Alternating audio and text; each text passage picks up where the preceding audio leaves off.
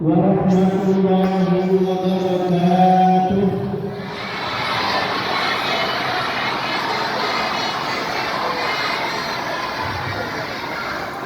Kalau Ustaz perhatikan dari jumlah antum yang hampir 2000 ini, terdengar yang menjawab salah kurang lebih sekitar 200 saja.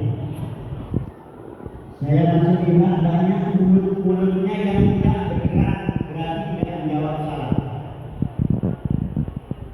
Salah itu, menjawab salah itu hukumnya anak-anak itu paham. Menjawab salah itu hukumnya wajib. Itu kalau dikerjakan dapat, kalau ditinggalkan.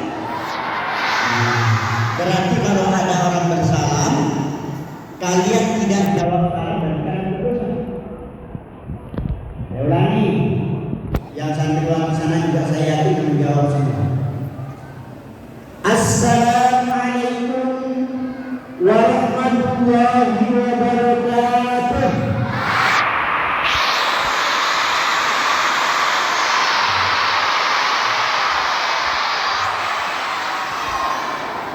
Pokoknya yang menjawab salam saya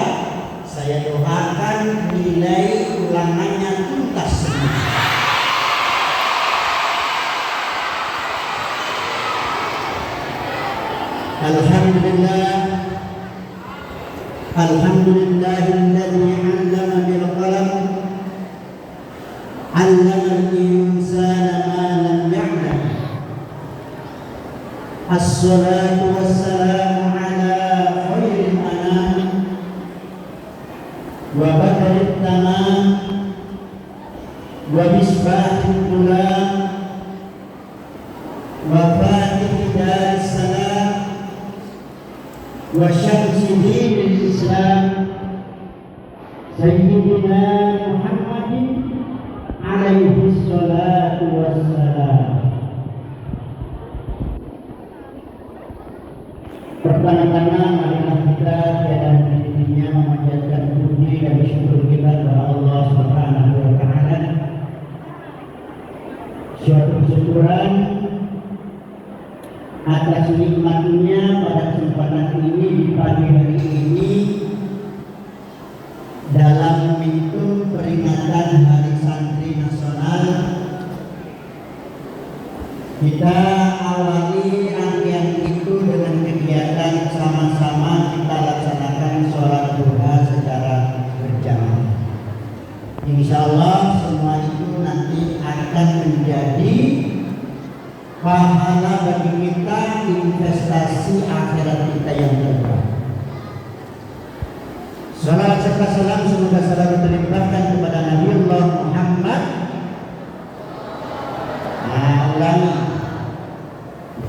Salawat serta salam semoga selalu terlimpahkan kepada Nabiullah Muhammad. Yang bersalawat sedikit lagi. Nabi bersabda, "Al-bakhilu man dzukirtu falam yusalli alayya." Kata Nabi, orang yang maseke, apa itu maseke? Orang yang mosoki, bahasa Belakangnya itu, balap dan jalan. Orang yang pelit, kata Nabi, adalah orang yang kalau namaku disebutkan, nama Nabi Muhammad disebut, tetapi dia tidak mau bersolawat kepadamu. Karena itu agar kita tidak dianggap oleh Nabi sebagai orang yang pelit, orang yang masyarakat, maka kita harus rajin-rajin bersolawat kepada Nabi. Anak-anak sekalian, Bapak Ibu Dewan Guru yang saya muliakan, pada pagi hari ini dalam rangkaian kegiatan peringatan Hari Santri. Hari Santri itu jatuh pada tanggal berapa? Tanggal 22 Oktober. Kalau tanggal 22 kan banyak, 22 Januari ada, Februari juga ada, Maret juga ada. 22 Oktober. Sedikit saja Ustaz ingin sampaikan. Tanggal 22 Oktober diperingati sebagai Hari Santri itu supaya nanti tahu nanti ceritanya. Bapak Ibu Dewan Guru nanti kalau di kelas tolong dibantu juga untuk ditanya kembali anak-anak kita. Paham gak? Indonesia merdeka tanggal berapa? Tanggal berapa? Ini kayaknya yang cerdas anak FI yang mulai jawab. Tanggal 17 Agustus tahun 4. Setelah Indonesia merdeka, bukan berarti tidak ada lagi penjajah. Tapi setelah Indonesia menyatakan merdeka, masih ada rentetan peristiwa peperangan penjajahan dari Belanda. 2 bulan setelah itu, tepatnya pada bulan Oktober, di kota Pahlawan, Surabaya. Tahu siapa yang tahu Surabaya? Berarti ya, hampir semua pernah ke Surabaya. Anak ini hampir semua.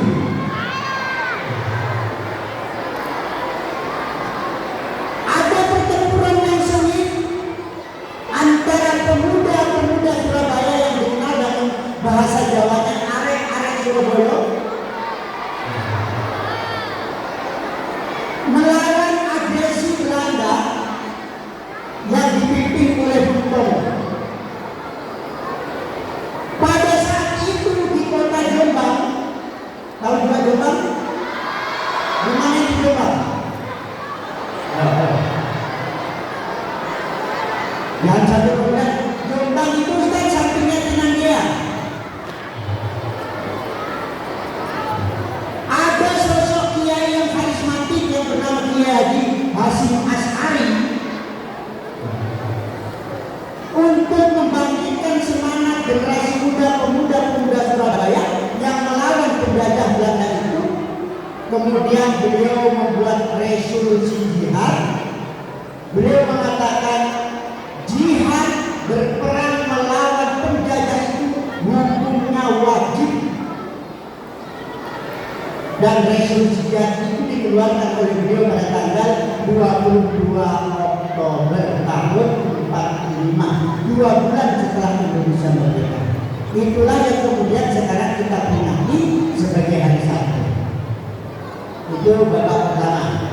Kan kalau main bola itu 2 babak kan? Nanti ada babak tambahan kalau belum. Babak kedua, apa yang mesti kalian harus lakukan? Apa yang mesti kalian harus miliki sebagai generasi, sebagai anak-anak terpelajar yang tidak lagi hidup di zaman penjajahan? Bapak Ibu dan Guru, menurut saya anak-anak kita ini jangan pernah kita jauhkan pola pendidikan yang kita sampaikan kepada anak-anak itu. Orientasinya jangan kita jauhkan dari, saya menyebutnya istilah 5A. Apa namanya sekalian? Berapa A-nya? Kalau 5A berarti A-nya berapa? Hanya aja banyak yang tidur, cerita sendiri. Nah, sebentar yang anak Alia, bahasa Arabnya tidak ada yang tuntas kalau tidak saya tanya dan tidak dijawab. Perhatikan baik-baik. Ya, saya mengajar bahasa Arab di 19, pokoknya tidak tuntas bahasa Arabnya kalau saya tanya tuntas tentang ini tidak paham. Yang pertama yang mesti harus dipastikan kepada kalian semua adalah agama. Minta maaf Bapak Ibu dan Guru. Bapak Ibu dan Guru mengajarkan mata pelajaran apa saja, mau matematika kah, IPA terpadu kah, fisika lah, bahasa Inggris lah. Jangan pernah lupa untuk selalu menyisipkan muatan-muatan agama dalam pelajaran. Mengapa agama itu menjadi penting? Anak sekalian, karena dengan agamanya kalian semua paham bagaimana cara hidup di dunia ini dan bagaimana kita memperoleh sesuatu yang kita inginkan di masa nanti ketika di yaumul qiyamah. Ad-dinun nasihat, agama itu adalah nasihat. Dari mana kita tahu bahwa anak-anak kita itu memiliki kualitas agama yang bagus? Sederhana mengukurnya. Dari kemampuan anak kita, keterampilan anak kita dalam menjalankan ibadah, paling sederhana.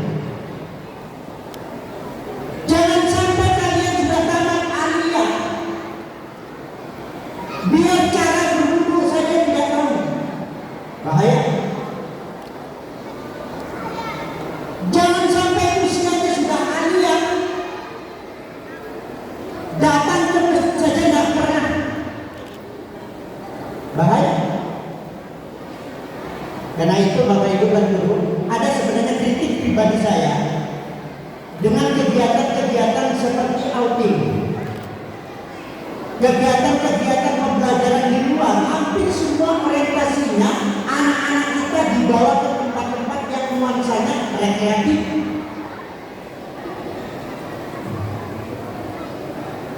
Sementara anak ini, siapa yang pernah pergi ke tempat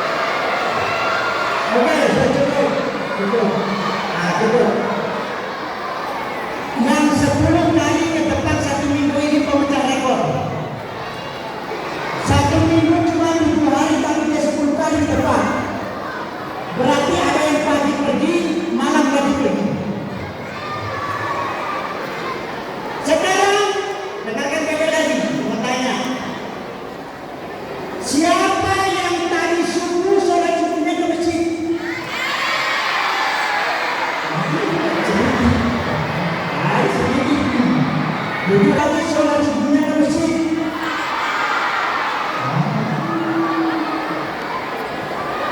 Apa maksud pertanyaan saya? Generasi kita ini lebih sering kita ajak, kita perkenalkan dengan simbol-simbol yang tidak ada kaitannya dengan pendidikan agama.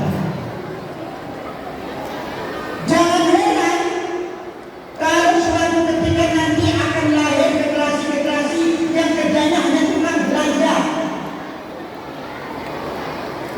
Generasi-generasi yang sudah taat pesan paket melalui Shopee. Kenapa? Karena dari kecilnya sudah sering sekali diajak pergi ke tempat pusat-pusat perbelanjaan. Padahal di sisi lain hampir tidak pernah diajak pergi ke masjid. Karena itu santri yang hebat dalam rangka santri ini adalah santri yang memiliki pengamalan ajaran agama yang mantap, ditandai dengan minimal 2 simbol. Pertama, sering ke masjid.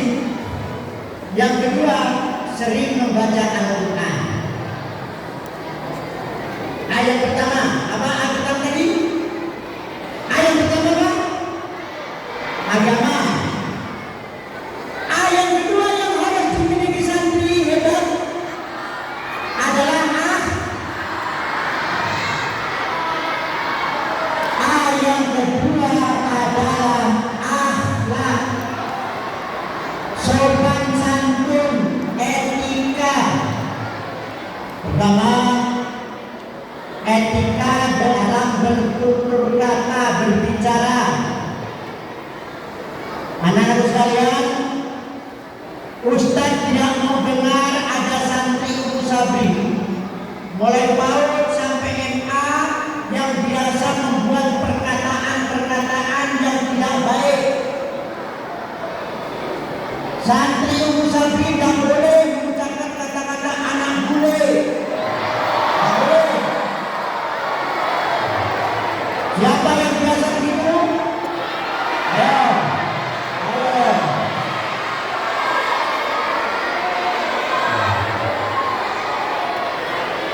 Ada santriwan yang begitu?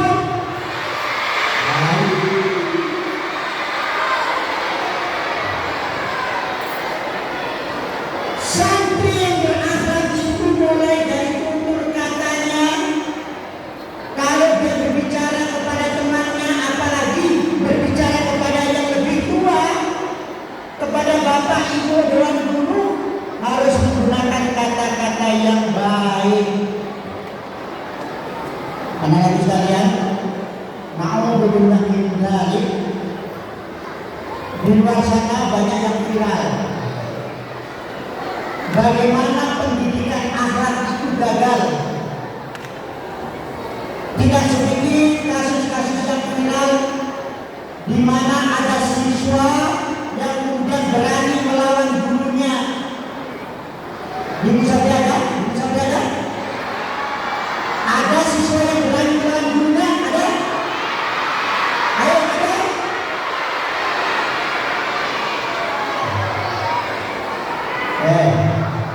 Ada siswa Umu Sabri yang melaporkan gurunya ke polisi? Ada? Ada?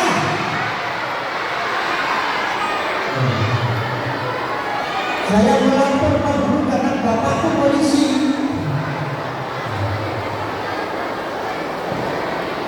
Itu adalah contoh bagaimana pendidikan akhlak itu gagal. Santri itu harus patuh kepada gurunya. Santri itu harus hormat kepada ibu gurunya. Karena itu kalau nanti ada santri yang kemudian melawan sama gurunya, berarti santri itu telah gagal dalam pendidikan akhlak. Akhlak budi. Yang kelas 9 tidak boleh membuli yang kelas 8. Yang kelas 8 tidak boleh membuli ke kelas 7.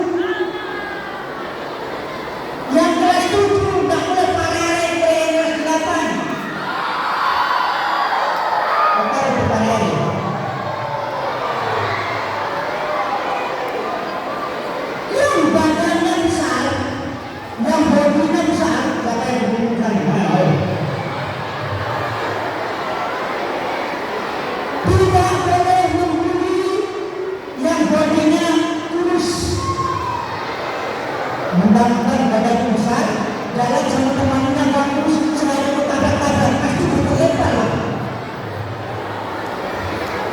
Santri yang berakhlak, dia akan selalu menghormati, menghargai kepada setiap teman-temannya, walaupun teman-temannya itu mungkin fisiknya kecil, tetapi santri harus dipastikan bahwa ia memiliki akhlak yang baik.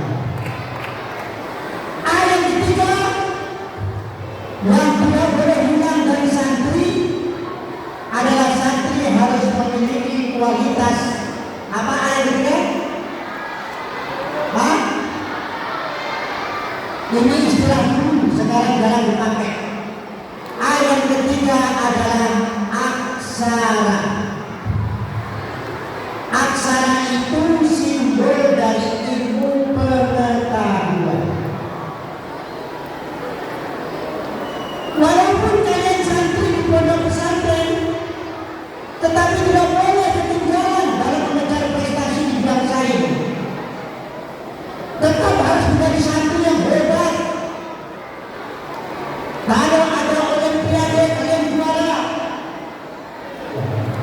Kalau ada lomba apa saja kalian juara. Apalagi kalian yang hidup di zaman sekarang di mana tantangan ilmu pengetahuan dan teknologi itu semakin besar. Santri harus hebat. Santri harus hebat matematikanya, harus hebat IPA-nya, harus hebat bahasa Inggrisnya. Karena memang ilmu pengetahuan itu menjadi penanda perbedaan antara satu orang dengan orang yang lain.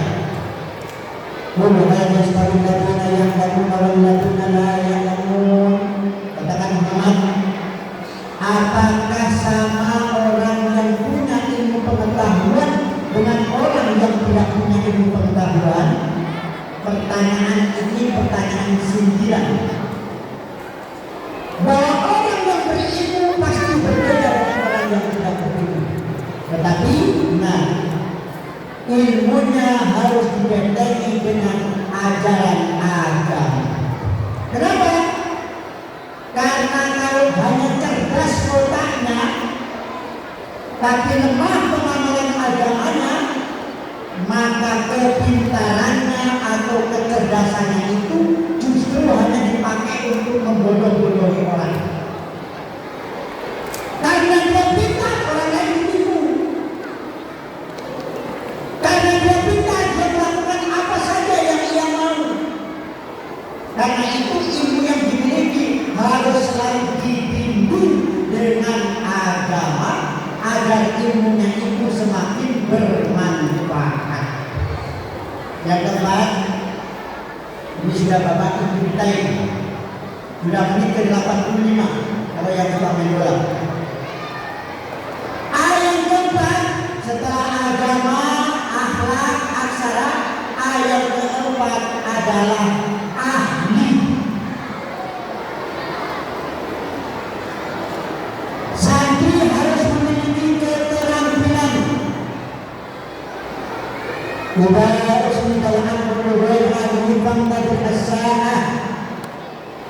Kalau suatu urusan, suatu pekerjaan diserahkan kepada orang yang tidak ahli, maka tunggu kehancuran.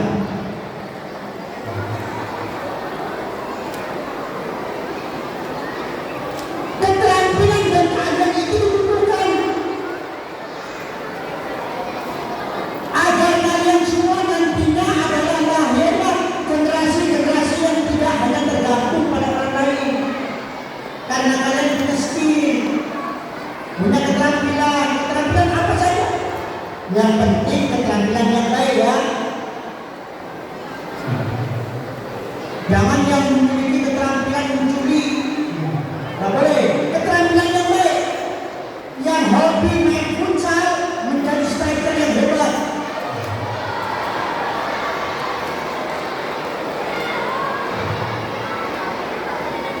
Yang hobi futsal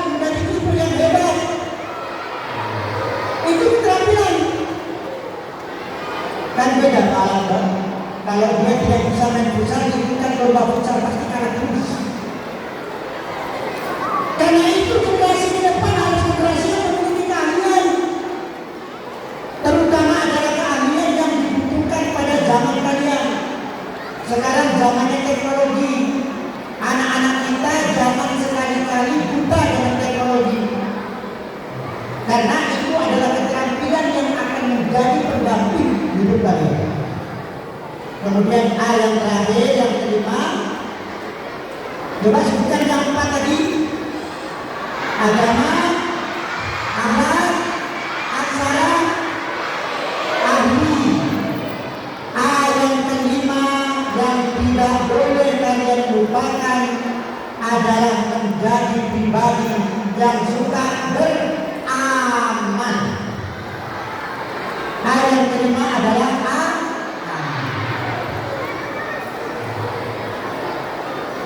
apa amal? Orang yang suka melakukan sesuatu, tidak hanya berpangku tangan. Al-ilmu bila amalin kasyadari bila ta'alim. Bahkan ilmu yang tidak diamalkan itu laksana pohon yang indah, tetapi pohon itu tidak memiliki buah apa-apa. Kalian menanam pohon durian, pohonnya besar, rantingnya banyak, daunnya indah, tetapi tidak ada buah duriannya. Untuk apa ditanam pohon itu? Kalian tanam mangga, rindang pohonnya, subur terlihat, hijau daunnya, tapi sampai berpuluh-puluh tahun tidak ada buahnya. Untuk apa pohon itu? Karena itu ilmu yang kalian miliki harus diamalkan. Bapak Ibu Tuan Guru, ini motivasi untuk Bapak Ibu Tuan Guru. Niatkan bahwa Bapak Ibu Tuan Guru ketika mengajar anak-anak kita itu bukan sekedar untuk memenuhi kewajiban dalam bulan jam mengajar. Niatkan bahwa yang kita ajarkan adalah bahagia dari cara kita mengamalkan ilmu kita. Insya Allah Bapak Ibu Tuan Guru akan memperoleh dua. Pertama, gajinya jelas. Jangan sampai hanya yang pertama terus dicari gaji saja. Tapi jangan lupa, gaji itu akhir bulan habis. Siapa yang gajinya bertahan sampai 3 bulan? Baru tanggal 20 sudah mulai pusing. Tapi ada satu yang tidak pernah habis. Apa itu? Ilmu yang bermanfaat yang kita ajarkan kepada anak kita adalah menjadi investasi tabungan akhirat kita yang tidak akan pernah habis. Kalau nominal 100.000 itu tidak usah tunggu akhir bulan, pertengahan bulan saja sudah lenyap itu. Tapi ada satu yang tidak bisa hilang, yaitu keikhlasan kita mengajarkan ilmu kita kepada anak kita. Karena itu Bapak Ibu dan Guru dalam mengajar, jangan pernah lupa niatkan bahwa yang saya ajarkan ini adalah menjadi keberkahan bagi saya dan bagi anak-anak saya. Demikian juga Bapak Ibu dan Guru, kalau melaksanakan sholat, jangan pernah lupa doakan anak-anak kita. Jangan kita menjadi Bapak Ibu dan Guru yang pelit. Setiap kali berdoa hanya dirinya saja yang dimintakan kepada Allah. Ya Allah, mudah-mudahan sebentar saya bisa beli mobil. Ya Allah, mudah-mudahan sebentar gaji saya naik. Semua yang orientasinya di sini. Jangan lupa doakan juga murid-murid yang kita ajarkan. Maka insya Allah doa itulah yang menjadi wasilah keberkahan dari ilmu kita, dan pada akhirnya ketika ilmu diamalkan oleh anak kita, itulah yang menjadi amal jariah yang tidak akan pernah terputus sampai akhir zaman kehidupan kita, termasuk menjadi investasi akhirat yang terbaik. Ini yang perlu saya sampaikan pada kesempatan kali ini anak sekalian. Karena itu selamat berhari santri, Setelah ini nanti satuan pendidikan masing-masing mengkondisikan kelasnya tetap seperti biasa karena tanggal 22 itu tidak termasuk tanggal merah. Tetapi silakan masing-masing satuan pendidikan dikreasikan saja. Kalau ada yang kembali ke kelas belajar silakan. Nanti masing-masing satuan pendidikan yang mengatur. Mohon maaf, ya, bapak-bapak orang tua kita pengurus yayasan saat ini sedang melakukan edukasi di Cina, sehingga tidak sempat membersamai kalian. Beliau hanya menitip salam untuk kita semua, dan saya sebagai yang paling muda ditugasi untuk membersamai kita semua pada momentum Hari Santri Nasional pada tanggal 22. Karena itu terima kasih atas segala perhatiannya dan mohon maaf atas segala kekurangan. Saya akhiri, billahi taufiq wal hidayah. Wassalamualaikum warahmatullahi wabarakatuh.